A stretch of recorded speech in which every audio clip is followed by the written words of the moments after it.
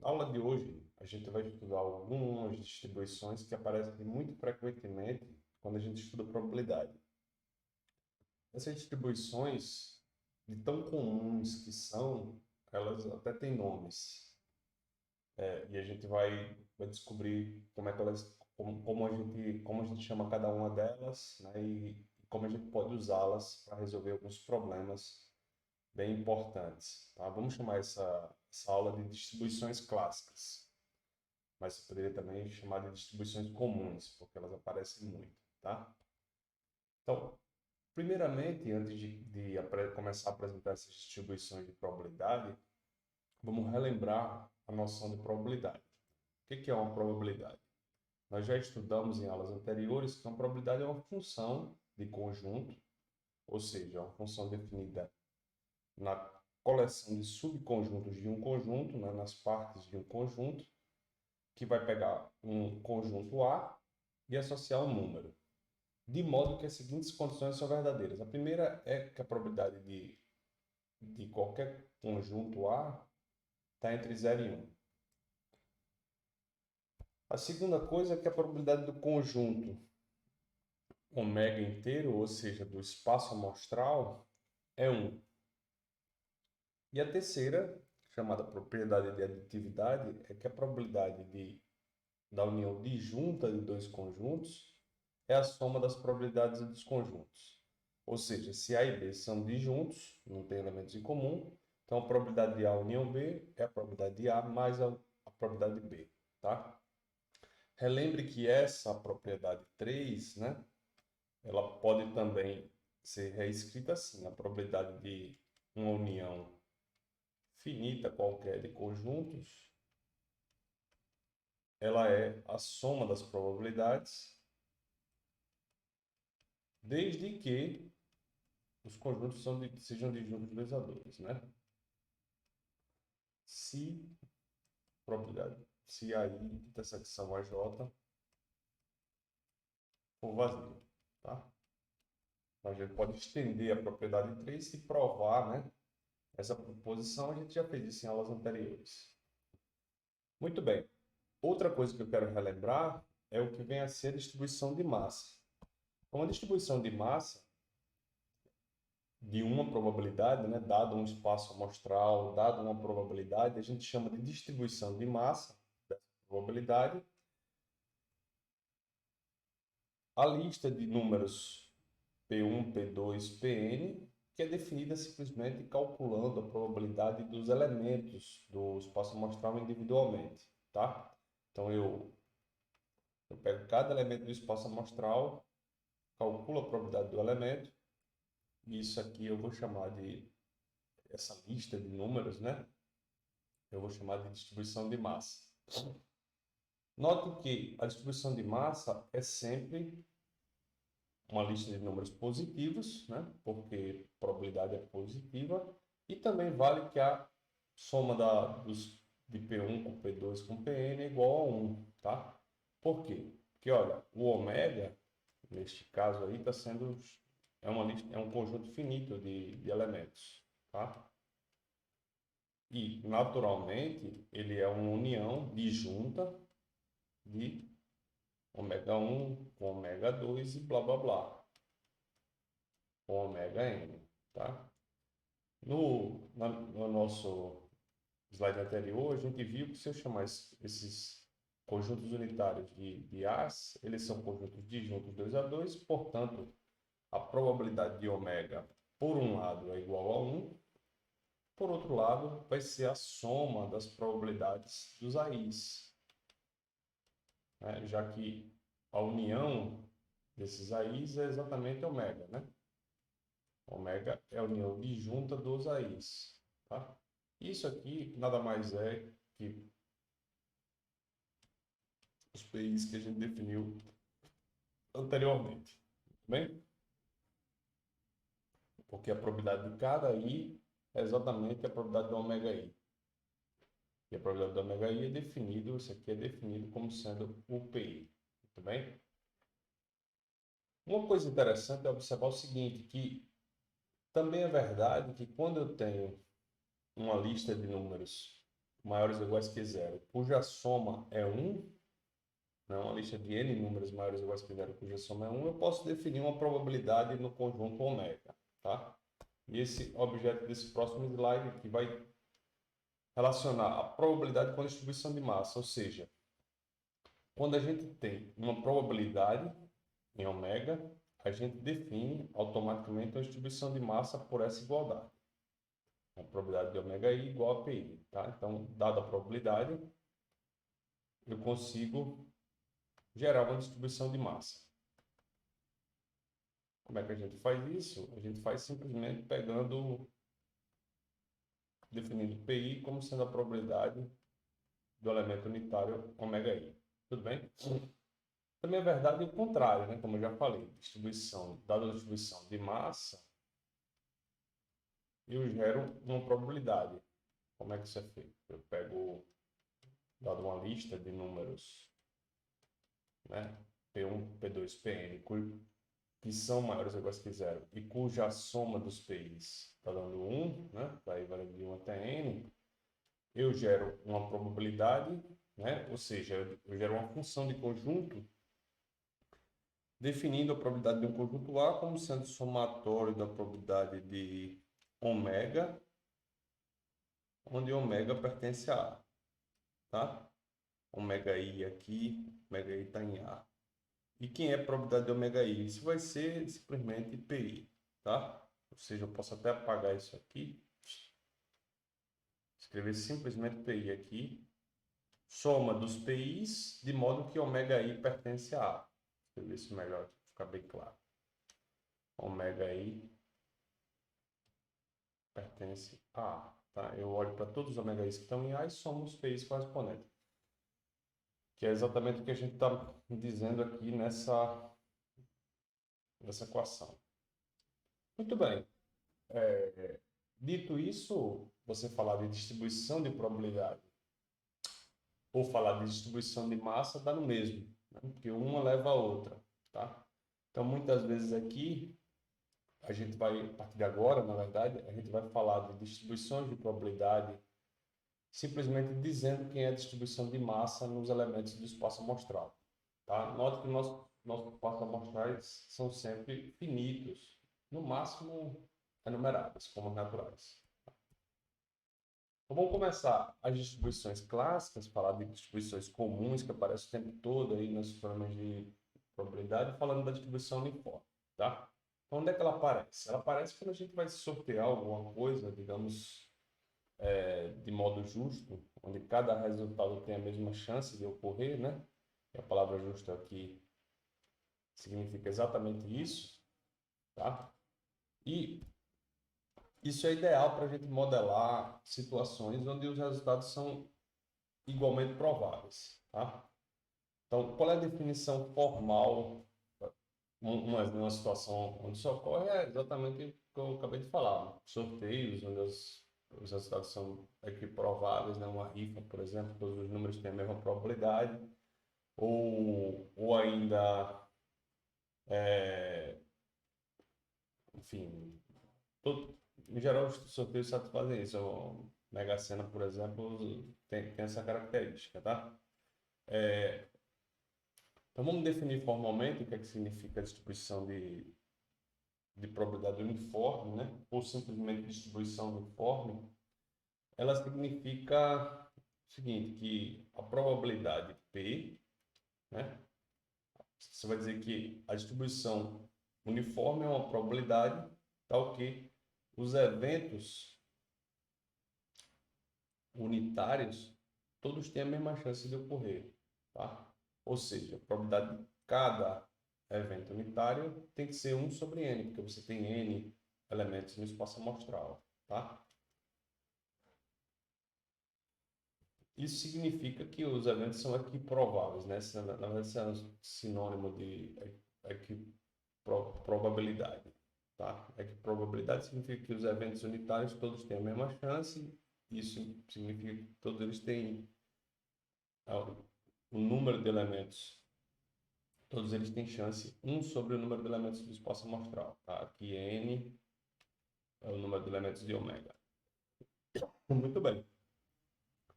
Então, uma aplicação disso, né? Uma situação onde você usa isso é responder a seguinte pergunta: qual a chance de permutarmos os n números 1, 2 até n e o número 1 ficar fixo? Veja só, quando a gente faz esse tipo de pergunta, qual a chance, aqui dentro a gente já está embutindo a noção de probabilidade. Ou seja, eu estou considerando uma probabilidade. E eu estou considerando isso de modo bem implícito, né? Eu poderia falar também da seguinte forma: qual a chance de escolhermos ao acaso uma permutação dos números 1, 2, n, tá? E o número 1 ficar fixo, tá? Essas duas frases, né? E aqui eu omito, digamos, escolhermos, essa é outra opção, escolhermos ao acaso. Essas duas frases, essas duas perguntas, elas estão implicitamente assumindo que eu estou usando a distribuição de probabilidade uniforme, tá? Muitas vezes ela não aparece explicitamente, aparece de modo implícito.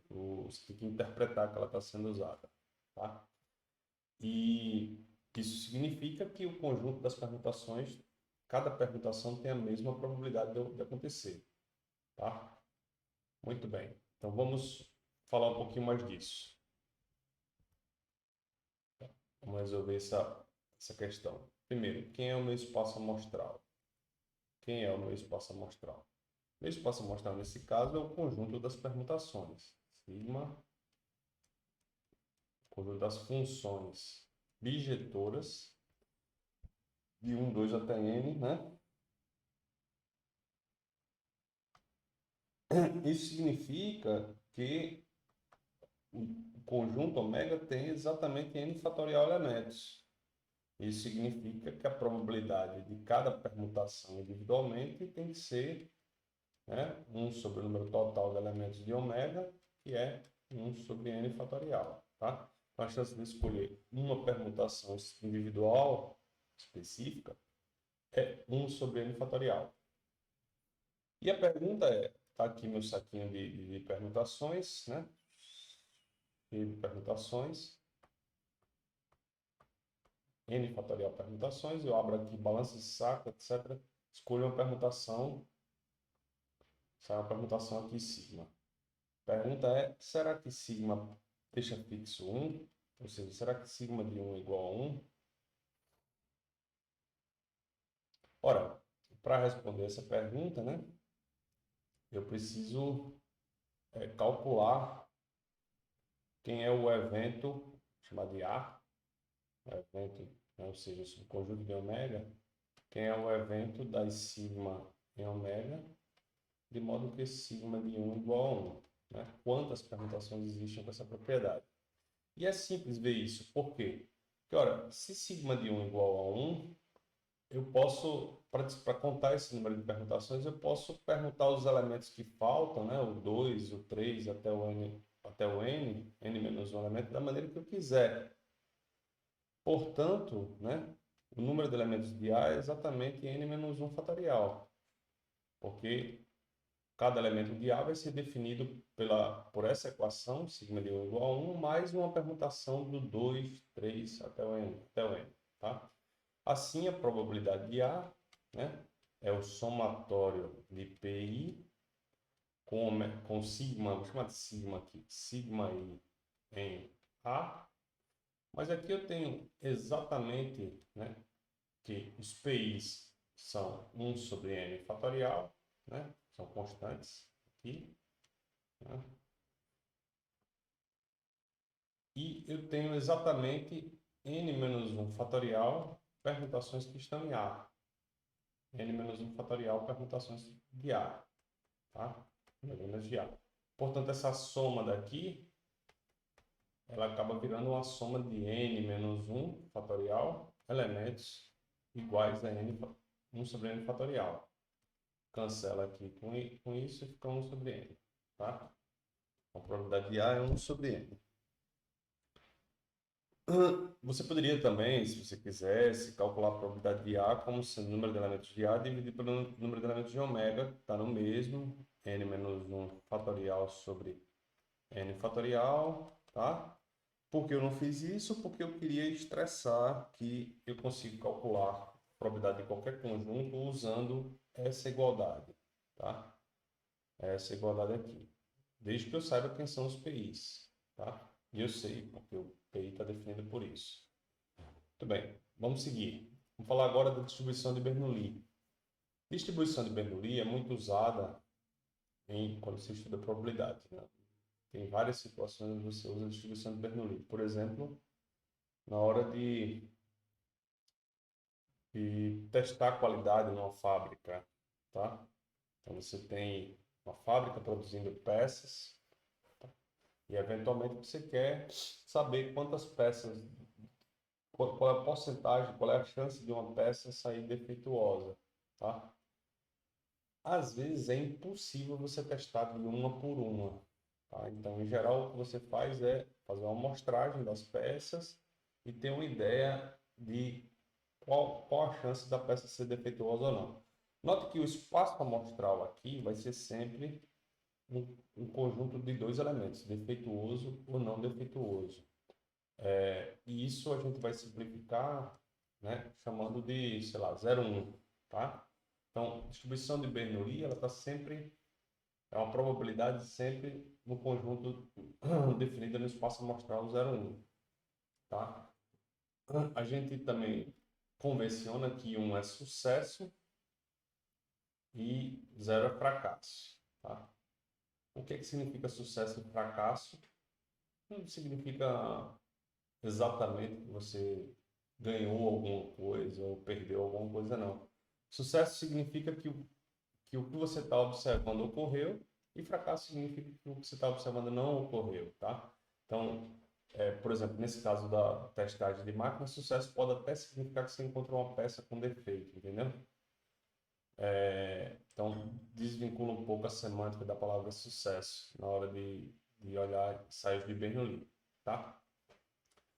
Por exemplo, outra situação onde você tem um ensaio de Bernoulli. Você faz um teste em uma pessoa. É um teste que é positivo ou negativo, tá? E positivo, teste médico. E positivo significa que a pessoa está doente, tá? Aquela doença. Então, note que o sucesso aí, a pessoa está doente, né? Então, isso é meio estranho, mas ocorre, tá bem? Muito bem. Definição formal. Distribuição de Bernoulli é uma probabilidade sobre o espaço amostral, dois elementos, 0, 1, de modo que o valor 1 tem uma certa probabilidade P e o valor 0 tem obrigatoriamente que ter probabilidade de menos P, porque a soma já que você tem dois elementos, a soma da probabilidade do 1 mais a probabilidade do 0 tem que dar 1, né? Se esse aqui vale P, esse aqui tem que valer 1 menos P obrigatoriamente, para que a soma seja 1, tá? Então, essa é a definição de distribuição de Bernoulli, e às vezes a gente chama aqui com parâmetro P, tá? Com parâmetro P. Então, tá embutido aí que existe um númerozinho P que define sua distribuição de Bernoulli. Então, não é uma distribuição só, é uma família de distribuições. Você varia o parâmetro e você encontra a distribuição diferente, ok? Por exemplo, né, quando você tem uma linha de produção, você tem probabilidade de uma peça sair defeituosa de 1%. Cada inspeção é um ensaio de Bernoulli, ou seja, cada vez que você vai lá, pega a peça e analisa, isso é um ensaio de Bernoulli. Tem dois resultados, está defeituoso ou não. Probabilidade de estar defeituoso é 0,01, que é 1%. Probabilidade de não estar defeituoso é 0,99%. 0,99, que é 99%. Tá? Próxima distribuição importante, distribuição binomial.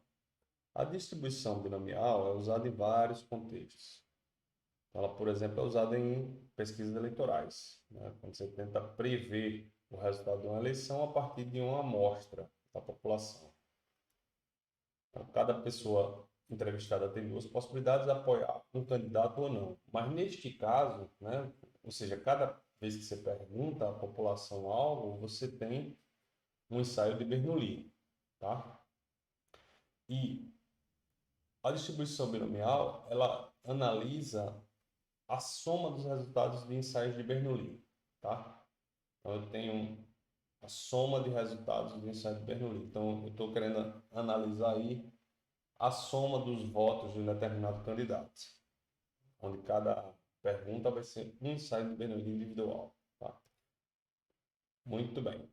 Definição formal disso. Seja N o natural e P o número entre 0 e 1. Tá? Então, o que é a distribuição de Bernoulli? O que é a distribuição binomial de Bernoulli? De parâmetros N e P. São dois parâmetros agora, N e P. Primeiro, ela é uma probabilidade definida no espaço amostral que começa no 0 e acaba no N. Tá? Então, os resultados do meu experimento é 0, 1, são do número 0, 1 até N. Tá? E a probabilidade de um certo número K ocorrer é dada por essa expressão. Tá? Expressão um pouquinho misteriosa. Onde N é o número de ensaios e P é a probabilidade de sucesso de cada ensaio. Tá? O que é isso? O que é isso? Tá? Isso representa a chance de, em N repetições do processo de repetições independentes do ensaio de Bernoulli, lembrando que o ensaio de Bernoulli tem resultado 0 ou 1, termos K sucessos. Exatamente K sucesso. Ou seja, eu vou fazer N repetições do meu ensaio de Bernoulli, primeira repetição, segunda, terceira, quarta, enésima. Eu vou ter um certo número de sucessos, que eu vou representar por 1, né? Aqui tem sucesso também, mas aqui já tem fracasso. O resto é 0. Tá? Aqui é 0, aqui é 0, aqui é 0, aqui é 0. Tá? Qual a chance deste resultado específico acontecer? Para cada resultado específico, né, da minha repetição de N vezes o ensaio de Bernoulli, a chance dele ocorrer vai ser um produto. Isso aqui tem chance 1 menos P, isso aqui tem chance P, isso aqui tem chance 1 menos P, esse tem chance P, esse tem chance P, e assim por diante. É o último que tem chance 1 menos P. Então, a probabilidade desse elemento individualmente é 1 menos P vezes elevado ao número de vezes que 0 aparece aqui, ou seja, que você tem fracasso, e o número de vezes que você tem fracasso é N menos K, vezes P elevado a K. Tá? Para cada K é o número de sucessos. Para cada elemento desse, você tem a probabilidade desse elemento individualmente é igual a isso. E aí, isso motiva a gente a definir dessa forma. Por quê? Porque o número de formas que eu posso distribuir, né, N K sucessos em N resultados aqui do ensaio de Bernoulli é exatamente N escolhe K. Então, N escolhe K é o número de listas de tamanho N com exatamente K1s, ou seja, K sucessos. Para cada lista eu tenho essa probabilidade, e quando eu somo tudo dá esse cara daqui, tá? Note que o que eu estou fazendo aqui é explicando de onde é que vem a distribuição binomial, tá? Eu não precisaria de fazer isso, eu simplesmente poderia jogar essa fórmula. Então, a única coisa que eu teria que fazer é mostrar que essa fórmula, ela de fato é uma distribuição de massa, né? E por que ela é uma distribuição de massa? É simples ver que é uma distribuição de massa. Por quê? Porque veja, ó, o número 1 se escreve como 1 menos P mais P. Muito bem? Claro, 1 menos P mais P, cancela P, fica 1. Quando eu levo isso a N, eu posso usar o teorema do binômio de Newton, né? Isso vai ficar o quê? Vai ficar somatória, pelo teorema do binômio de Newton, para K variando de 0 até N, de N escolhe K, 1 menos P elevado a K, 1 menos P elevado a N menos K. Que é exatamente esse termo, né, que a gente acabou de definir. Isso aqui é o somatório de P. Esquece esse X aqui, isso aqui não existe não, tá? De P de K, com K variando de 0 até N, tá? Ou seja, isso é o somatório de P desses conjuntos, né, que é igual a 1. Então, eu estou provando exatamente o que eu queria provar, que isso aqui é uma distribuição de massa. Então, naturalmente, se define uma probabilidade, ok? Muito bem. Exemplo, vamos lançar uma moeda 10 vezes e digamos que eu quero analisar o número de sucessos em 10 lançamentos. A probabilidade de cara é meio, ou seja, a probabilidade de coroa é meio também, tá? Eu quero analisar o número de caras nos 10 lançamentos, né? E quero que vocês esbocem o gráfico de P, tá? Então, eu lanço a moeda 10 vezes, eu observo o número de caras, pode sair 0 cara, 1 cara, 2, até 10 caras. Eu tenho chance meio de sair cara e eu quero analisar a distribuição binomial associada a esse experimento. Como é que é o gráfico disso? O gráfico disso é assim. Tem uma chance muito, muito baixa de saírem 0 caras. Que chance é essa? Isso é P elevado a 10, né? Porque todos têm que sair cara. P aqui é 1 meio, né? Isso aqui já é muito maior, vai aumentando, aumentando, aumentando, e o mais provável que saia são 5 caras, tá? O valor mais provável que saia são 5 caras. Nota que o eixo X aqui representa exatamente os resultados do meu experimento, né? E o eixo Y a probabilidade de cada elemento individualmente, né? Do 0 sair, do 1 sair, do 5 sair. Para finalizar, vamos falar da distribuição de Poisson, né? O que é a distribuição de Poisson? É uma distribuição de probabilidade, tá? Que modela o número de eventos que ocorrem num certo espaço de tempo, em tempo definido, tá? De modo que esses eventos são identicamente distribuídos e não tem memória. Vamos lá. Então, para contextualizar isso, né? Vamos tentar explicar, por exemplo, né? Onde é que aparece a distribuição de Poisson? A distribuição de Poisson aparece, por exemplo, quando eu estou analisando, sei lá, chegadas de ligação numa central telefônica, num intervalo de tempo bem limitado, sei lá, 1 hora, tá?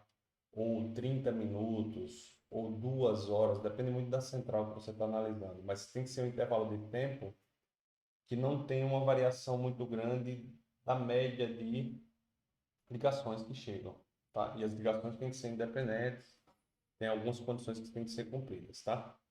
E o que é que eu estou querendo analisar? Eu quero saber, né? Você tem aqui alguns momentos que você teve ligação, não podem chegar duas ligações ao mesmo tempo, né? Esses momentos estão distribuídos aí no intervalo de 0 até 1 hora, tá? E aí você quer saber quantas ligações chegaram nesse intervalo, tá? A gente essa é a pergunta que a distribuição de Poisson tenta modelar. Como a gente está querendo saber quantas ligações chegaram, a pergunta é o espaço amostral associado a esse experimento, observar quantas ligações chegaram, é o conjunto 0, 1, 2, 3, etc. Ou seja, meu espaço amostral agora é infinito. Eventualmente eu posso ter um número extremamente grande de ligações chegando, tá? Vamos para a definição formal. Tá? Então aqui está a central telefônica, uma figura com a central telefônica, você pode aplicar eventualmente esse tipo de probabilidade. A definição formal é a seguinte: a distribuição de Poisson, tá? Ela descreve um número de eventos, né? Ela é uma probabilidade que modela o número de eventos que pode ocorrer no intervalo fixo, como eu já falei, de tempo, de espaço, né? Pode ser de espaço também, onde você tem a média conhecida e esses eventos são independentes, tá? Então, o espaço mostra ações naturais e a função de probabilidade é essa daqui. Onde lambda é a média de recorrências, média de ocorrências, recorrências não, ocorrências. Tá. Muito bem. É bem diferente, né? Essa igualdade, um pouquinho estranha, novamente esqueça x aqui, essa probabilidade de K ocorrer, tá? É bem diferente essa igualdade, envolve função exponencial, envolve fatorial, tá? Mas ela tem uma explicação bastante interessante. Antes de partir para a explicação como é que se chega na distribuição de Poisson, vamos provar que essa lista de números ela forma, de fato, uma distribuição de massa. Tá? Para fazer isso, eu tenho que explicar para vocês o que é E elevado a lambda. E elevado a lambda é o seguinte, é lambda elevado a zero fatorial sobre zero fatorial, elevado a zero sobre zero fatorial, mais lambda elevado a 1 sobre 1 fatorial, mais lambda elevado a 2 sobre 2 fatorial, mais lambda elevado a 3 sobre 3 fatorial, e lá vai fumaça, tá? Essa é a definição de elevado a lambda. Pega um número lambda qualquer, quer calcular elevado a lambda, calcula essa soma infinita. Ah, mas eu não consigo acabar uma soma infinita. Isso significa que você vai somar muito e parar em algum momento, e isso não vai ter atingido a elevada a lambda, mas vai estar muito, muito, muito próximo de ter atingido a elevada a lambda. Se você quiser realmente calcular, você vai ter que continuar somando eventualmente. Na verdade, a definição formal usa uma noção de limite, que a gente não vai ver nesse curso. Mas o que eu quero falar para vocês é o seguinte, ó, E elevado a lambda, por definição, é isso, tá? Então, eu posso multiplicar os dois lados por E elevado a menos lambda, e aí aparece uma coisa legal, que é, né, que é elevado a menos lambda vezes E elevado a lambda. Isso, na verdade, Ups, não é isso que eu quero, é isso. Isso, na verdade, E elevado a zero, né, porque menos lambda com lambda dá zero. Isso é 1, perfeito. E, por outro lado, é igual a essa soma, lambda elevado a zero sobre zero fatorial, lambda elevado a 1 sobre 1 fatorial e blá, blá, blá. Tá? Ou seja, 1 é igual a E elevado a menos lambda, lambda elevado a zero sobre zero fatorial, mais E elevado a menos lambda, lambda elevado a 1 sobre 1 fatorial, mais E elevado a menos lambda, sobre lambda ao quadrado sobre 2 fatorial, mais etc.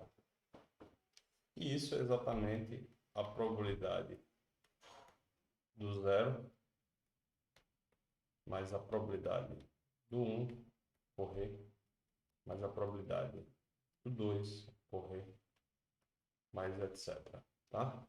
Quando eu somo tudo isso, eu obtenho 1. Então, eu estou provando que esses caras aqui, de fato, são uma distribuição de massa, né? E de onde é que eu teria que esse cidadão era a probabilidade do zero, esse aqui era a probabilidade do 1, esse aqui é a probabilidade do 2. Exatamente da definição que está aqui, tá? Então, para o vídeo aí, se você achar necessário, pense um pouco, faça por conta própria e se convença que, de fato, esses números aqui,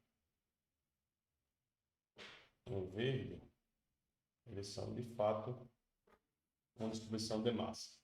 Muito bem. Vamos seguir. Aplicação. Vamos considerar um call center, como aquele lá da polícia, que recebe 30 chamadas por hora, em média. Tá? Essa palavra média aqui é importante. Ou seja, não quer dizer que eles recebem exatamente 30, pode receber 20, pode receber 50, mas em média recebe 30 por hora. Isso significa que ao longo dos meses você analisou aquela hora e viu que chegam em média 30 chamadas ali. Então, nesse caso, a distribuição de Poisson acaba sendo um bom modelo para determinar a probabilidade de um certo número de chamadas chegar naquela hora, tá? Não em qualquer hora, mas naquela hora cuja média de 30 chamadas cuja média é 30 chamadas, tá?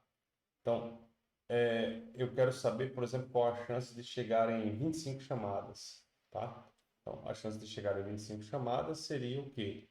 Seria 30, que é a média, que é o lambda, né? Lambda aqui é 30. 30 elevado a 25 vezes e elevado a menos 30 sobre 25 fatorial, tá? Essa é a chance de chegar em 25 chamadas. Isso é importante porque, por exemplo, eu posso ter um número de 35 atendentes. Se for um serviço crítico, eu quero saber qual é a chance de eu não atender alguém. Isso significa de chegar em mais de 35 chamadas na minha central. Se chegar em 36, eu já não consigo atender, porque todos vão estar ocupados. Ok? Muito bem. Como é que a gente deduz a aproximação de Poisson? Onde é que aparece essa fórmula estranha, né? Ela parece da seguinte ideia, né? Eu posso pensar que a minha hora, digamos assim, né? O tempo que eu estou querendo modelar, ele, na verdade, ele está dividido em vários intervalos, em N intervalinhos, tá? De modo que é muito pouco provável que dois eventos cheguem no mesmo intervalo, né? Duas chamadas não chegam nesse mesmo intervalo porque são muito pequenos, tá?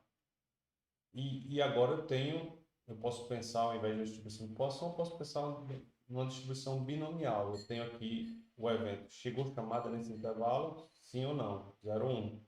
1 se chegou, 0 se não chegou, tá? Chegou chamada nesse intervalo, né? Ou seja, eu tenho um ensaio de Bernoulli que eu repito N vezes, ou seja, eu tenho uma distribuição binomial, eu quero somar quantas chamadas chegaram, eu quero saber quantos sucessos ocorreram nesses N experimentos. O detalhe aqui é o seguinte, é que a minha distribuição binomial ela tem dois parâmetros. Ela tem um parâmetro N, que é o número de repetições, que nesse caso está claro. Por exemplo, N pode ser 300. E tem um outro parâmetro, que é o parâmetro P. Então, quem é P, né? Ora, o que é que eu sei? Eu quero modelar distribuição de Poisson. Então, eu sei que nesse intervalo de tempo chegaram, em média, um certo número de chamadas, digamos 9 chamadas. Então, a minha média de chamadas é 9, tá? Então, se o P for 50%, né, e eu estou querendo modelar a chegada dessas chamadas como se fosse uma distribuição binomial, olhando para uma repetição de um ensaio de Bernoulli e vendo onde tem sucesso. Tem sucesso aqui, quer dizer que a chamada chegou aqui. Teve sucesso aqui, quer dizer que a chamada chegou aqui. Teve sucesso aqui, quer dizer que a chamada chegou aqui. E assim por diante, né? Só que se eu pegar P igual a 1 meio, em média, eu vou ter N vezes 1 meio, né? Digamos que N seja 300 para a gente fixar a situação, tá? Então, eu vou ter em média 300, são 300 repetições, cada uma com chance de 1 meio de sucesso. Eu vou ter em média 150 chamadas chegando. Então, não é o meio que eu tenho que pegar, né? Se eu pegar 1/10, eu vou ter em média 30 chamadas chegando nessa hora, tá? Também não é 1/10, tá? Então, o valor de P que eu tenho que pegar é tal que N vezes P seja exatamente a média, tá? Então, agora está claro. Dado o valor de N, deixa eu botar isso horizontal, né? Porque está dando torto. Então, N vezes P igual a lambda, tá? Então, como é que eu estou aproximando a distribuição de Poisson? Eu estou pegando o intervalo do tempo, hora, dividindo em N subintervalos, e para cada valor de N eu escolho um P, de modo que P, né, é simplesmente lambda sobre N. Quando varia o N, varia o P.